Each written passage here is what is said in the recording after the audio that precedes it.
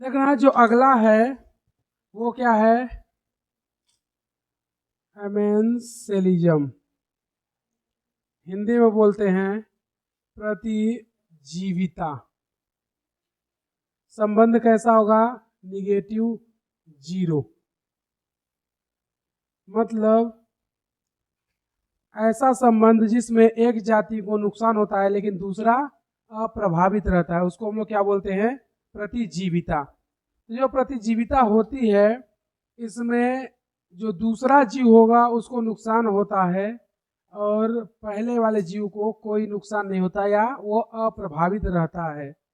जैसे एग्जाम्पल की हम लोग बात करें तो एग्जाम्पल इसका क्या है, पार्थीनियम या गाजर घास या उसे क्या बोलते हैं, कांग्रेस घास, जो कि तुम लोगों को कल दिखाए थे। तो वो क्या करता है, कुछ विषैला रसायन स्त्रावित करता है जिसके कारण अन्य जीव उसको नहीं चरते हैं, अगर चरेंगे तो उन्हें दिक्कत हो जाएगी। तो इससे जो अन्य जीव उसे खाएगा उसे दिक्कत होगी, यानी उसे क्या हो गया, हानि। लेकिन पार्थीनियम घास को कुछ होगा, कुछ नहीं, जीरो, अप्रभावित। तो वो हमेशा अपने पास विषैला पदार्थ स्त्रावित करती रहती है जिससे कि उसे कोई चर ना सके। तो प्रतिजीविता का जो डेफिनेशन है वो क्या बोलता है कि दो जीवों के बीच का ऐसा संबंध जिसमें एक को हानि हो लेकिन दूसरा क्या हो, अप्रभावित, उसको हम लोग क्या बोलते हैं, प्रतिजीविता। एग्जाम्पल इसका क्या होगा, पार्थीनियम या गाजर घास या उसे क्या बोलते हैं, कांग्रेस घास। तो इसको गाजर घास क्यों बोलते हैं, क्योंकि इसकी पत्तियां कैसी दिखाई देती हैं, गाजर के पत्ती के जैसे। और कांग्रेस घास क्यों बोलते हैं, क्योंकि ये कांग्रेस के सरकार में आई थी। तो ये प्रतिजीविता का क्या है, उदाहरण है। तो इसकी परिभाषा क्या लिखेंगे, दो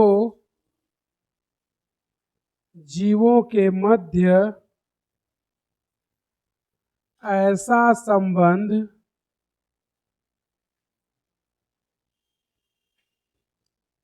जिसमें एक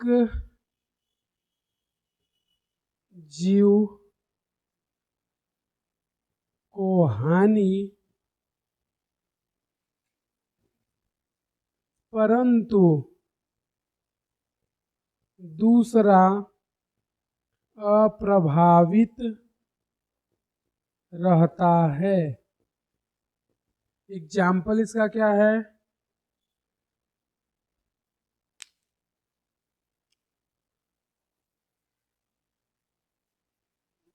पार्थीनियम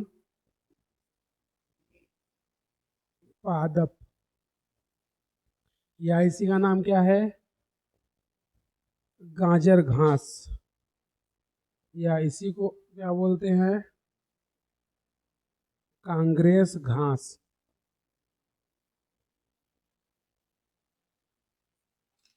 और उसके बाद जो अगला हम लोग पढ़ेंगे वो है कंपटीशन, हिंदी में बोलते हैं स्पर्धा। और ये कैसा होता है, माइनस एंड माइनस, मतलब इसमें दोनों को हानि होता है। तो जो कंपटीशन है इसमें दोनों जीवों को क्या होगा, हानि होगा। कैसे होगा वो अभी देख लेंगे।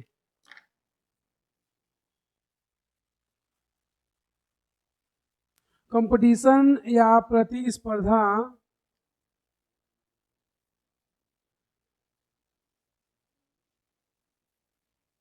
ये बोलता है कि किसी एक जीव के फिटनेस से किसी अन्य जीव के फिटनेस पर जब कोई प्रभाव पड़ता है तो उसको हम लोग क्या बोलते हैं, स्पर्धा। यानी कि एक जीव की उपस्थिति में दूसरे जीव की क्षमता घट जाना।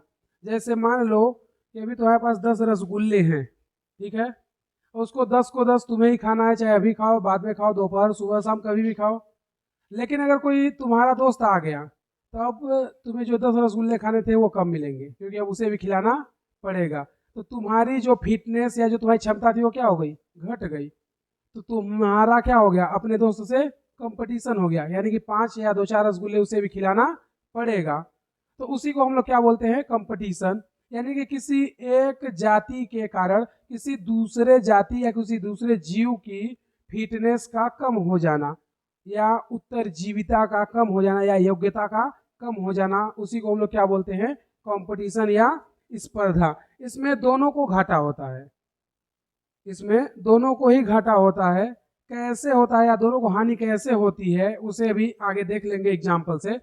जो कंपटीशन है ये बोलता है कि कंपटीशन हमेशा लिमिट या सीमित रिसोर्स के लिए नहीं होता है, यानी कि अगर कोई चीज सीमित मात्रा में है तो उसके लिए कंपटीशन नहीं होता है। हो सकता है कि जो हमारा साधन है वो क्या हो, अनलिमिटेड हो, तो भी कंपटीशन होगा। और दूसरा बात यह है कि कंपटीशन हमेशा सगे संबंधी या क्लोज रिलेशन में होता है, ये जरूरी नहीं है। कभी कभी डिस्टेंटली रिलेशन या दूरस्थ संबंध जिनको आपस में कोई संबंध नहीं है, एक दूसरे को जानते नहीं है, उनमें भी कंपटीशन होता है। तो कंपटीशन के लिए अनिवार्य क्या है कि स्रोत या जो सोर्स है वो लिमिटेड हो या अनलिमिटेड, कंपटीशन होगा। दूसरा क्या कि चाहे दूर संबंधी जीव हो या सगे संबंधी जीव हो, उसमें भी कंपटीशन होता है। जनरली ऐसा लोग मानते हैं या उन्हें ऐसा पता है कि जब सगे संबंधी होते हैं तो ही कंपटीशन होता है, अदरवाइज नहीं होता है। तो ये गलत है। दूरस्थ संबंधी में भी कंपटीशन होता है। कैसे होता है अभी आगे हम लोग एग्जाम्पल से एक एक देखते जाएंगे। और दूसरा क्या हमने बताया कि स्रोत अगर सीमित है, यानी कि जो हमारा सोर्स है वो लिमिटेड है, तो कंपटीशन तो होगा, लेकिन अगर अनलिमिटेड है तो भी कंपटीशन होगा। तो कंपटीशन जो होता है ये क्या बोलता है कि किसी एक जाति या एक जीव की फिटनेस किसी अन्य जीव के कारण कम हो जाती है या घट जाती है, तो उसी को हम लोग क्या बोल देते हैं, कंपटीशन या स्पर्धा। तो इसकी डेफिनेशन देख लेते हैं। क्या बोलता है ये कि किसी एक जीव की उत्तरजीविता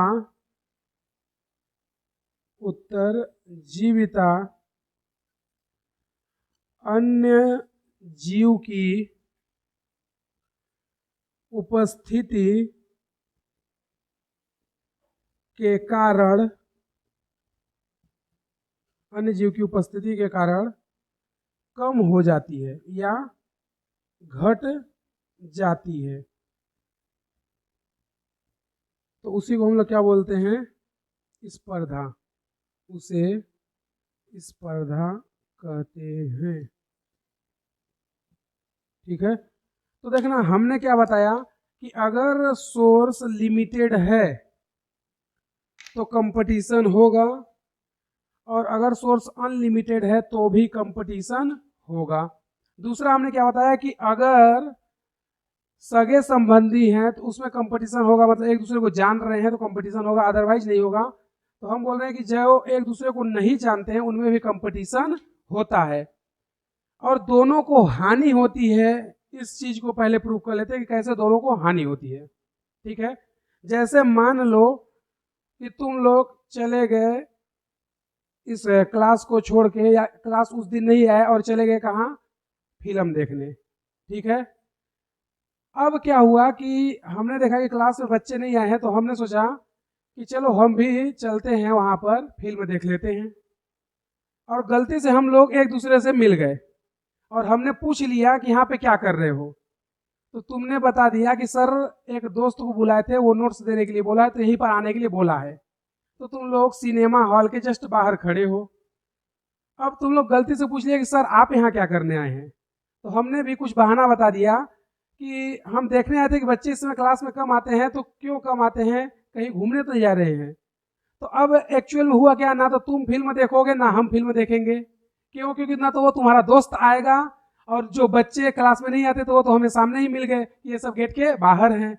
तो हमारा भी नुकसान हुआ, मतलब हम भी फिल्म नहीं देख पाए, तुम्हारा भी नुकसान हुआ, तुम भी फिल्म नहीं देख पाए। तो कंपटीशन हुआ, यानी कि दोनों का क्या हुआ, नुकसान हुआ। यानी कि सीट बहुत खाली थी, हो सकता है पूरा का पूरा सिनेमा हॉल खाली रहा हो। ठीक है, सीट तो पूरी खाली थी, मान लेते हैं कि पूरा सिनेमा हॉल ही खाली है, लेकिन नुकसान दोनों का हुआ, हम भी नहीं देखे तुम भी नहीं देखे, तो वहां पर दोनों का क्या हो गया, हानि हुआ, दोनों को नुकसान हुआ। टिकट दोनों लोग कटाए थे, मूवी कोई नहीं देखा। तो वहां पर सीट क्या थी, अनलिमिटेड। ऐसा नहीं था कि सिर्फ एक ही सीट बची थी, हम लोग 10 लोग पहुंच गए थे और उस एक सीट पर 10 लोगों को बैठना था, तो जो सीट टिकट पहले कटाया वो बैठेगा। यानी कि सीट अनलिमिटेड थी, लेकिन दोनों का क्या हो गया, नुकसान। तो वो क्या हो गया, कंपटीशन। तो ये पहला चीज तो हमने प्रूव कर दिया कि दोनों को नुकसान होता है। ठीक है। अब उसके बाद अगले पर चलते हैं कि कंपटीशन में कैसे, अगर स्रोत लिमिटेड है या सीमित मात्रा में कोई चीज है तो उसके लिए कंपटीशन कैसे होता है। ठीक है, तो जैसे मान लो कि हमने क्या बताया कि तुम्हारे पास 10 रसगुल्ले हैं, ठीक है, और वो तुम्हें खाना है, तो अब वो तुम्हारे मन पर निर्भर करता है कि कितना खाओगे, कब खाओगे और कब नहीं खाओगे, क्योंकि वो 10 के 10 रसगुल्ले तुम्हारे लिए हैं। ठीक है, अब कोई तुम्हारे मौसी का या भाभी का या फुआ का लड़का या लड़की आ गई, ठीक है, तो अब क्या होगा, वो जो 10 रसगुल्ले तुम्हारे लिए थे, अब उसमें से कुछ रसगुल्ले उसे भी देना पड़ेगा। तो यहाँ पर रसगुल्ले तो फिक्स थे, कितने थे, 10, यानी कि सीमित था, जो रसगुल्ले थे उनकी संख्या 10 है, यानी सीमित है। अब उसी 10 रसगुल्ले में 2 लोगों को खाना है, तुम्हें भी और जो मौसी का लड़का आया है उसे भी। तो अब यहाँ पर क्या हो गया, जहाँ पे तुम्हें 10 रसगुल्ले मिलने चाहिए थे वहां पर अब तुम्हें 5, 6 या 8 रसगुल्ले ही मिलेंगे, यानी कि तुम्हारी फिटनेस क्या हो गई, कम हो गई, तुम्हारी उत्तरजीविता या जितना तुम खाना चाहते तो उतना अब नहीं खा पाओगे, यानी मजबूरी में तुम्हें उसे देना पड़ेगा। तो यहाँ पर क्या हो गया, कंपटीशन। दूसरा जो कंपटीशन का एनसीईआरटी एग्जाम्पल बताता है वो क्या बोलता है कि जब जीव सगे संबंधी होते हैं और स्रोत क्या हो, लिमिटेड हो, तो उस टाइम पर भी कंपटीशन होता है, जो सीमित वाला हमने बताया। तो एनसीईआरटी में उसमें बताया गया है कि जब सोर्स या स्रोत लिमिटेड या सीमित मात्रा में होता है तो कंपटीशन होता है।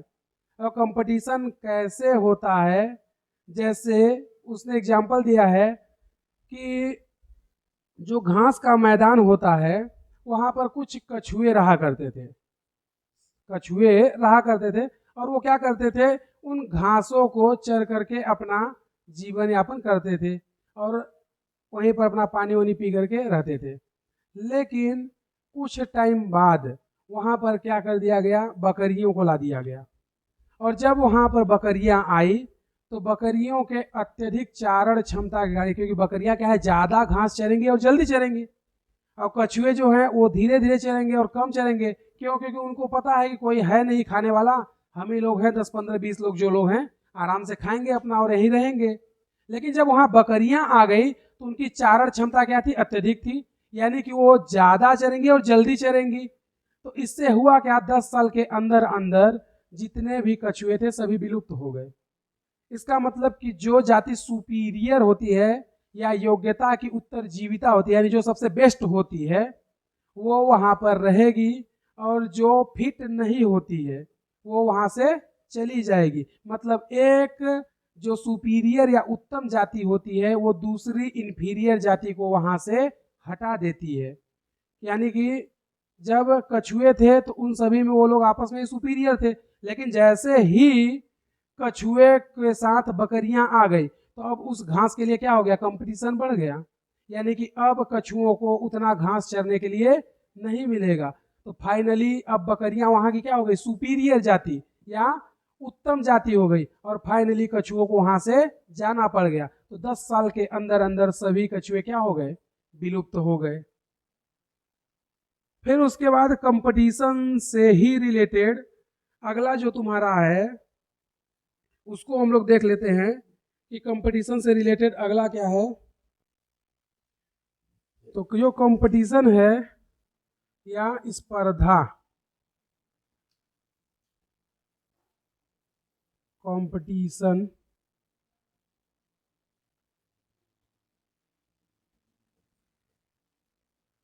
इसमें दोनों ही क्या होंगे, निगेटिव निगेटिव।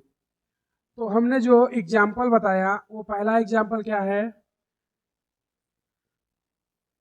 गाउस ने बताया था। उसने क्या बताया था कि ये जरूरी नहीं है कि 2 सगे संबंधी हो तो ही उनमें कंपटीशन होगा, हो सकता है कि 2 असंबंधित जातियों में भी कंपटीशन हो जाए। जैसे अगर हम लोग बात करें, जो साउथ अमेरिका है या उसी को क्या बोलते हैं, दक्षिण अमेरिका, तो जो दक्षिण अमेरिका की झील है वो कैसी है, उथली है। तो दक्षिण अमेरिका की झील में कुछ कछुए रहा करते थे, या बोले वहाँ की स्थानीय मछलियाँ। ठीक है, तो इस झील में क्या रहते थे? जू प्लैंकटन, जू प्लैंकटन, हिंदी में इनको क्या बोलते हैं? जंतु प्लवक, जंतु प्लवक। ठीक है, तो देखना यहाँ की जो मछलियां थी इन्हें खाने के लिए जू प्लवक या जंतु प्लवक बहुत ज्यादा मात्रा में उपस्थित थे। ठीक है, और ये जो झील थी ये कैसी थी? उथली, मतलब थोड़ा गहरा कम था, यानी कि पानी उसमें कम रहा होगा। तो वहाँ पर जो मछलियाँ रहती थी, वहाँ की स्थानीय लोकल मछलियाँ, उन्हें खाने के लिए पर्याप्त मात्रा में जू प्लैंकटन उपस्थित थे। लेकिन कुछ एविंगडम या कि फिर बोले फ्लेमिंगो बर्ड आए, जो पक्षी होते हैं उसका नाम क्या था? Flamingo bird. जो पक्षी आया उसका नाम क्या था? फ्लेमिंगो। तो ये जो फ्लेमिंगो बर्ड थे ये आए और क्या कर लिए? यहाँ के कुछ जंतु प्लवक को खा करके निकल लिए। तो पहले जो मछलियां थी उन्हें जंतु प्लवक पर्याप्त मात्रा में खाने के लिए उपस्थित थे, लेकिन जैसे ही फ्लेमिंगो बर्ड या फ्लेमिंगो पक्षी आया, इन जंतु प्लवक को खा करके चला गया। तो अब मछलियों के लिए जो उपलब्ध भोजन है वो क्या हो गया? घट गया। तो पहले यही जंतु प्लवक इनके लिए क्या थे? मछलियों के लिए अनलिमिटेड थे, जितना खाना चाहो उतना खाते रहो, कोई दिक्कत नहीं है। लेकिन जैसे ही यहाँ पर फ्लेमिंगो पक्षी या फ्लेमिंगो बर्ड आया, यहाँ पे जंतु प्लवक को खा करके चला गया, जिसके कारण मछलियों के लिए भोजन कम हो गया। तो क्या बताओ, मछली और फ्लेमिंगो बर्ड आपस में कोई सगे संबंधी हैं? बिल्कुल नहीं है। तो यही वो बताता है कि कंपटीशन या स्पर्धा होने के लिए सगे संबंधी का होना जरूरी नहीं है।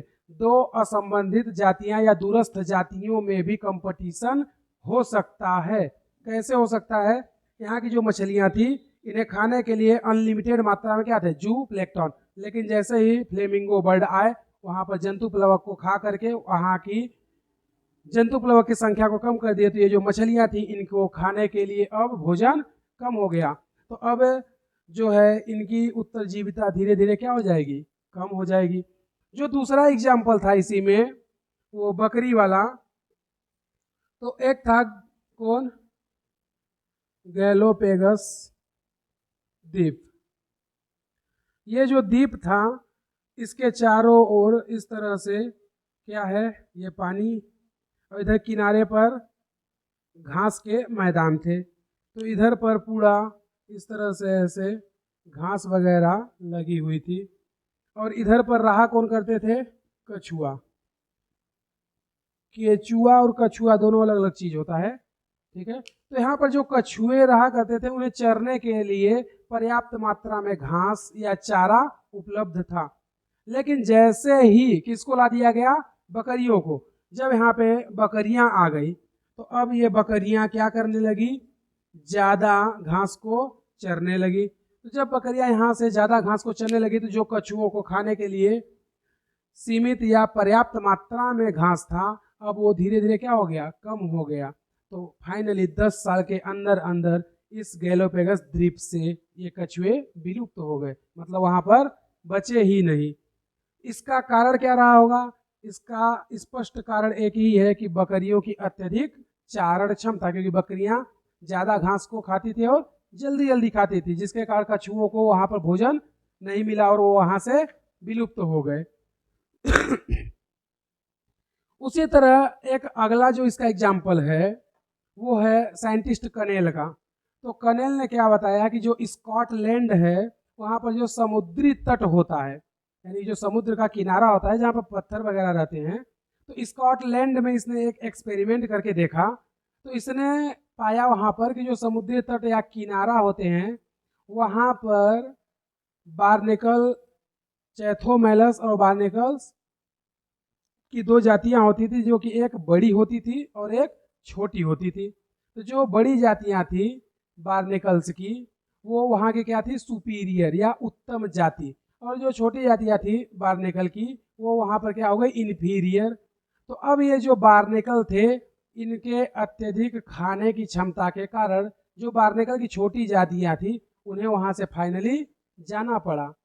तो इससे ये सिद्ध होता है कि अगर किसी स्थान या क्षेत्र में सुपीरियर जाति आ जाती है तो इन्फीरियर जाति को फाइनली वहां से जाना पड़ता है। इसी के संदर्भ में एक टर्म आता है कंपटीशन रिलीज, जिसको हिंदी में बोलते हैं स्पर्धी मोचन। तो कंपटीशन रिलीज या जो स्पर्धी मोचन होता है उसको देख लेते हैं कि वो क्या कहना चाहता है। इधर पे बना लेते हैं, ये क्या है, फॉरेस्ट, ठीक है। तो कंपटीशन रिलीज को हम लोग समझना चाह रहे हैं, हिंदी में क्या बोलते हैं उसको, स्पर्धी मोचन, या इसे क्या बोलते हैं, कंपटीशन रिलीज। तो जो कंपटीशन रिलीज या स्पर्धी मोचन होता है ये क्या होता है, इसके बारे में हम लोग जान लेते हैं। तो देखना, जो कंपटीशन रिलीज या स्पर्धी मोचन है उसके लिए हम लोग चल दिए कहाँ, फॉरेस्ट में या जंगल में। जब जंगल में गए तो यहाँ पर एक हिरन आया। वो जो हिरन था वो क्या किया, वो इधर जाता, यहाँ से वापस लौट जाता, इधर जाता फिर वापस लौट जाता, इधर जाता फिर वापस लौट जाता, और इधर जाता फिर वापस लौट जाता। ये हर बार ऐसा करता, यानी कि ये इधर से इधर जाने की कोशिश करता, वापस लौट के आ जाता, फिर इधर जाने की कोशिश करता, वापस लौट जाता, फिर इधर जाता, वापस लौटता, इधर भी जाता, वापस लौट जाता। ये डर रहा है कि कहीं वो ना मिल जाए, मतलब कहीं शेर ना छुपा हो। तो ये यहाँ से वापस क्यों लौट जा रहा है, क्योंकि इसे डर है कि कौन ना मिल जाए, वो मिल जाए, इसलिए कुछ दूर तक जाता है और वापस लौट करके आ जाता है। तो फिर ये हिरन जो है, इसे कैसे पता चला कि यहाँ पे शेर है, तो इसने देखा कि ये देखो यहाँ से खरगोश भाग रहा है, ये देखो यहाँ से भेड़िया भाग रहा है, ये देखो यहाँ से गाय भाग रही है, तो इससे इसे पता चल गया कि वहां पर जरूर वो बैठा होगा। तो इधर पे ये क्यों नहीं जा रहा है, क्योंकि यहाँ पे कौन है, शेर है। लेकिन जब अगले दिन इसका दिन आया, किसका, हिरन का, तो उस दिन हिरन नहा धो के एकदम लवा जो है तैयार होके हवा में लहराते हुए बाल चल दिया, और ये यहाँ तक चला गया, इधर यहाँ तक चला गया, मतलब इस पूरे जंगल में हिरन घूम रहा है, लेकिन इसे कोई दिक्कत नहीं हुआ, क्योंकि इसे पता चल गया कि आज शेर नहीं है। तो यानी कि जब हम लोग शेर को यहाँ से हटा देंगे तो अब ये हिरन बोल सकते हैं पूरे फ्री मन से इस जंगल में घूम सकता है। यानी कि जो कंपटीशन था, जहां पर ये नहीं जा सकता था, अब वहां भी जा सकता है। यानी कि कंपटीशन क्या हो गया, रिलीज हो गया, अब ये कंपटीशन से मुक्त हो गया, मतलब ये शेर के एरिया में भी जा सकता है। तो उसी को हम लोग क्या बोलते हैं, स्पर्धी मोचन या कंपटीशन रिलीज। मतलब किसी सुपीरियर जाति को अगर प्रायोगिक रूप से उस क्षेत्र से हटा दिया जाए तो जो इंफीरियर जाति होती है उसकी क्षमता जो है या फिटनेस है वो बढ़ जाती है। मतलब जो हिरन एक सीमित क्षेत्र में घूमता था, अब वो पूरे क्षेत्र में घूम सकता है। तो उसी को हम लोग क्या बोलते हैं, स्पर्धी मोचन या कंपटीशन रिलीज। मतलब इसको अगर शेर को यहाँ से हटा दें तो जो हिरन एक निश्चित क्षेत्र में रह जाता था, अब वो सभी जगह जा सकता है। तो उसी को क्या बोलते हैं, कंपटीशन रिलीज। फिर अगला टर्म आता है इसी में मैक आर्थर का, वो बोलता है रिसोर्स डिवीजन या संसाधन विभाजन। तो वो क्या बोलता है कि कंपटीशन को कम किया जा सकता है लेकिन खत्म नहीं कर सकते। तो उसने क्या किया, उसने बोला कि जो संसाधन है उसको विभाजित कर दो। तो उसने क्या किया कि एक पेड़ देखा, उस पेड़ पर देखा कि बहुत सारे पक्षी और जीव जंतु, चिड़िया वगैरह रहते हैं। तो उसने क्या बोला कि इनके खाना खाने का टाइमिंग चेंज कर दो। मतलब कुछ पक्षियों को पत्तियां केवल खाने दो, कुछ पक्षी ऐसे होते हैं जो केवल फल खाते हैं, कुछ पक्षी ऐसे होते हैं या जीव ऐसे होते हैं जो केवल फूल खाते हैं, पहली बात। दूसरी बात कि इनके खाना खाने के टाइमिंग को चेंज कर दो।